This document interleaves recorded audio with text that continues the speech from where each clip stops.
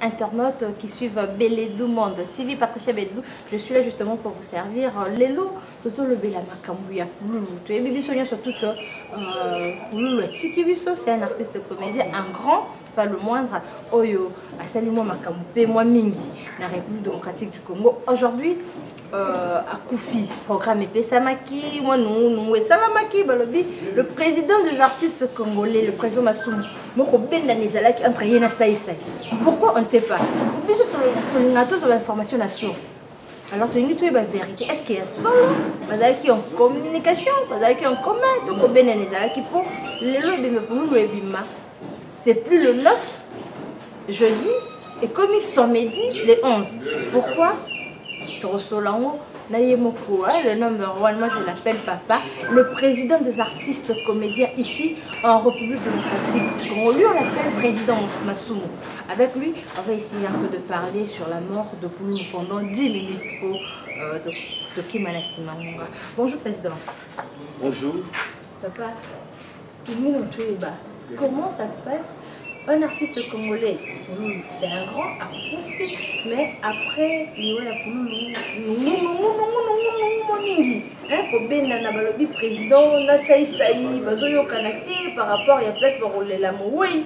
Qu'est-ce qui se passe en réalité parmi les artistes? Non, on est faux bruit. Tout ça, l'unique association culturelle, les artistes déjà organisés, ce sont les artistes comédiens. Chaque fois qu'il y a un problème, il y a Sengo, il y a Mawa, tout se réunissent pour que ensemble, tout soit directif ou tout ça. Donc, c'est lui qui va raconter les histoires. Et depuis Pouloulou Koufaki, je crois que Nazaki Moutaliboso, Bengaki, na Modero Azali chargé de finance na ANTPC, Association Bisso. Là 6 heures, le président a annoncé que Pouloulou a Koufi. Mais à Koufi, oh non, même on peut comprendre parce que lobby, c'est 23 heures, c'est 21 heures, na benga qui est, bon, il fallait tout ça le tournage le jour suivant à 8 heures, alors na benga qui m'a dit pour que ça n'a pas respecté heure, alors il n'y a pas de problème lobby kaka et na tongo pene na la mukinga bi on a la moussaye pour y ba déjà que ça a rendez-vous tant que je benga kaka so ka bazole nini oh Pouloulou Koufaki oh nini non ah salika ka arrêt cardiaque immédiatement ndenge kana sala kawana na tourner d'abord posa wa psycho oh tout ça na morgue. OK, dès que vous terminez vous salanga signe tant ici et puis tout s'est bien passé. OK botier la morgue nini cinquantenaire. OK mbalamoko na convoqué l'artiste après-midi pour que n'annoncer officiellement tout ça la. Mais président, en réalité, Pouloulou de son vivant, qui même pas qu'on participait à la réunion à NPC, il faisait même pas partie de ces artistes-là au Bazar, souvent l'association et artistes congolais.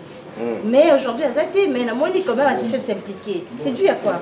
Non, d'abord, il faut qu'on y ait que Pouloulou a Zarozala et Sika mon côté. Un an, 2 ans, à la Pointe Noire. Un an, à la Matadi. Donc, ce gars, puis il est parti. Mais, je crois que la dernière fois, le qui a s'impliqué qui mingi, na matanga, ya mindondo, bien mindoueri. Donc, oui. Donc, à Zanaye, menandenge naye, à Zakozala sur place, tendenge. Biso tozali que on a un groupe moko boye ozo landela tout ça bango mingi sollicité ou bien ba production bazo créer na baninga mususu. Donc na ça il n'y a pas de problème. Il n'y a pas de problème parce que net lobby. Il fallait qu'on soit contact na commune. Et il est venu nous rejoindre. Mon qui est bourgmestre de la commune de Kitambo, on a autorisation, il y a la corps na vélodrome. Donc problème est alors pour na esika il faut que na salle ici déjà 4 réunions. Mais la réunion c'est réunion tout ça là pour na ko senga ba point de vue. Bino bozo kanisa nini après avoir été avec la famille, tala makambo tozanango, bino bozo kansanini. La pêche va trois propositions, stade de martyr, fikin tout moyen sous tepo, bazo préparer francophonie kuna, et la pêche salle du zoo.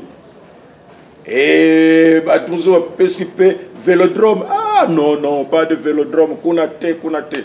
Donc ok.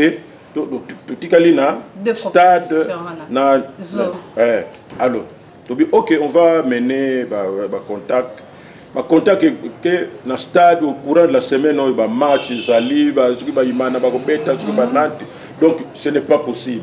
Alors maintenant zo tant que zo bon et zo mais zo to constater que avec l'embouteillage donc il faut poser des problèmes et parking et puis sens unique qu'on a presque tout lobby mais même si tu es à mon doiri déjà bah makamo embouteillage sala qui to banda qui na cercueil to kini na cercueil ko banda RTNC wana to ke ko koma ko longwa 12 to ko koma ba 15 heures ba bazo ganga ko to moni bazate mais heureusement to koma quand même to argument wana est valable ben commis donc zoka plan C pose dans le vélodrome ezalaki plan C tout le monde compte tenu 2 alors il y a ici bande qu'on a biso ya kitambo et tikalika la possibilité kuna est-ce que vous nous garantissez la sécurité balobi côté wana problème pour l'assemblée kitambo et puis biso tout ça conscient nango tout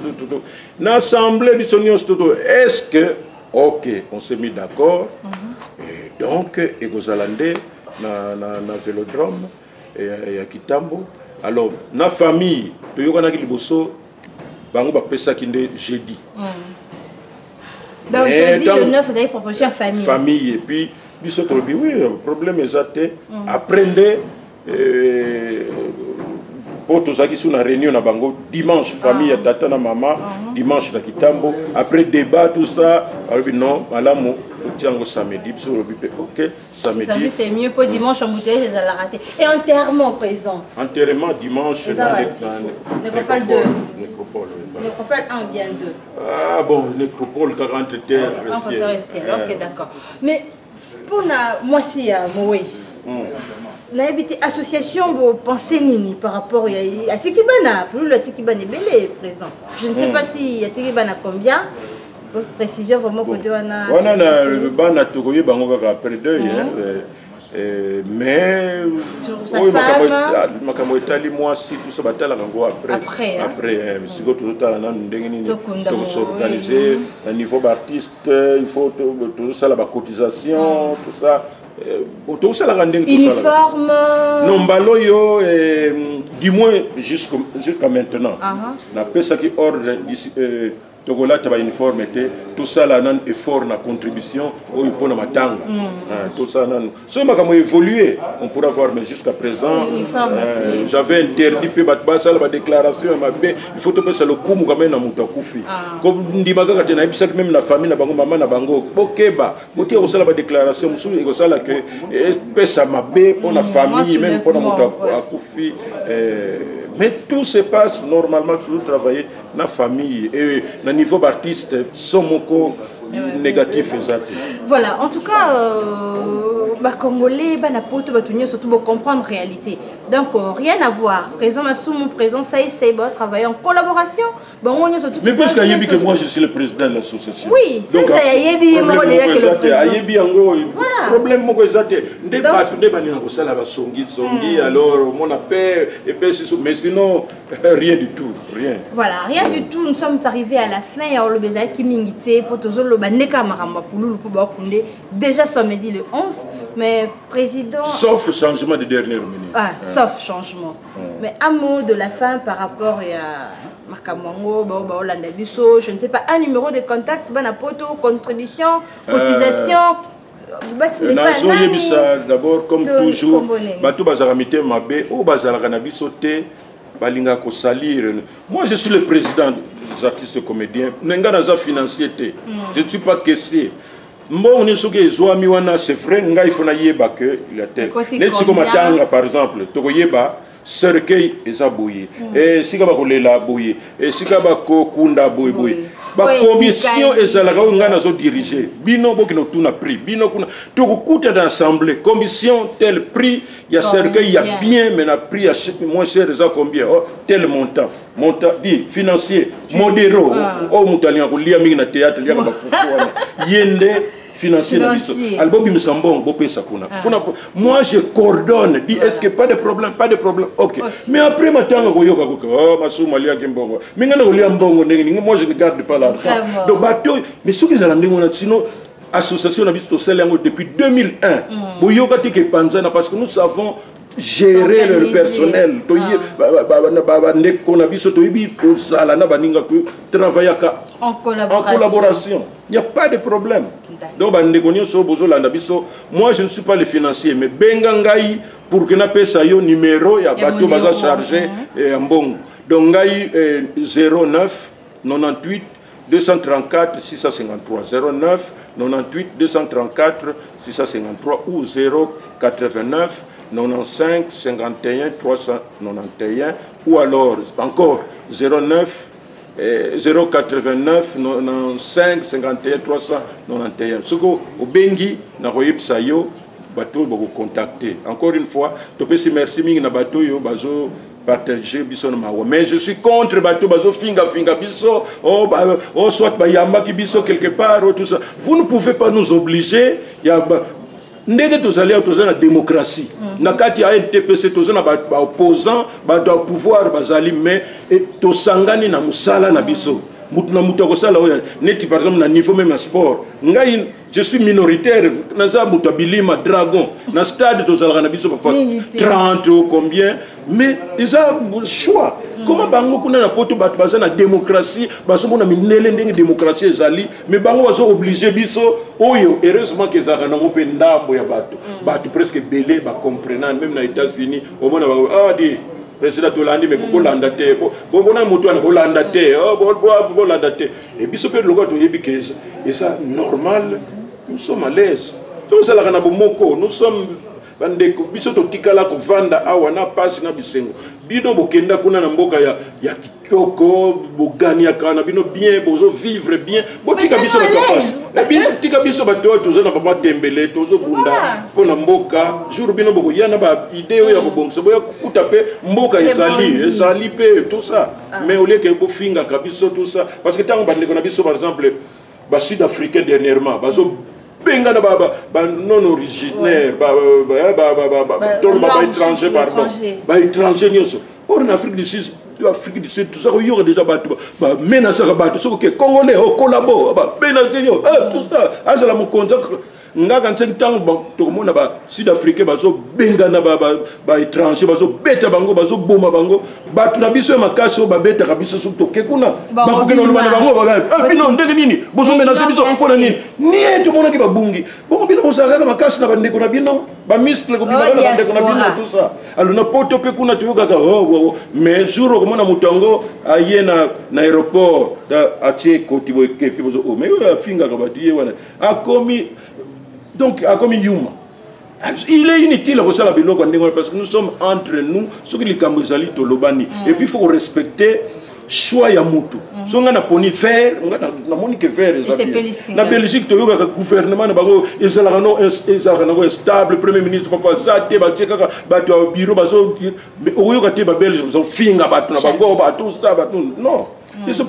Tolingi to so exemple ya bande ko na biso bazana poto place démocratie banda plus de 150 ans déjà c'est banda biso to so banda ka sikoyi mais bani ko condamner biso ka boye je pense que toza bandeko c'est toza la na bomoko nazo pesa courage na bandeko na biso no so basala théâtre na bazana poto ba molai ba nani ba na ba Amérique toza na ba bombo fifi ba mongita toza na ba Kongo dia Nsombo bazana ba siatula ba elaka ba bobengo ba sukna pesi comme te pardon mais bozaka ka liste cela veut dire que bino nyonso ba fioti ngoma ba donc bino nyonso bozala nde na bomoko botika ka eloko moko esali bombala moko bobandi koloba na télévision d'ailleurs ko bino yo ko André et tout ça te tango yo so sala ndengo na famille na ye ndeko na ye ba tout ça, tabasso yo kango. Mais bah comment on a un dégueni. Mais nous avons des téléphones. Ce que mon est logo mon c'est là qui n'a pas au bengue au lebi mon frère. Na yoki boy mais c'est pas bon. Et ça boy bobo. Yépe à couper ça yo soit explication, soit à cinq excuse. Makambo leki. Mais c'est la religion moi d'ailleurs, d'ailleurs. Et qui sarabiso. Voilà, en tout cas, le président a lobby vraiment pour sa montée manette, à se déchaîner. Nous sommes arrivés à la fin de notre émission. Patricia Bédou, je suis justement là. Numéro d'affiché à Baye. Président Pézawana, vous avez pour notre contribution, cotisation, quelque chose. En tout cas, numéro Zawana WhatsApp, sûrement za WhatsApp présent. Oui. Voilà, za WhatsApp. Vous avez une contribution, la bino bengi présent pour merci beaucoup président vraiment. Merci na batu nyonso balingi ko assister biso ndenge zalaka sans doute pe bakoyoka pe soit la première dame actuelle soit la première dame honoraire soit gouverneur ou ba ministre yesa matanga biso ko zelande bato baya ko assister biso abango siko bazo tsala mona compte na bango ko finga biso ça c'est leur problème. Voilà, merci beaucoup, on se retrouve très bientôt pour un nouveau numéro. Au revoir.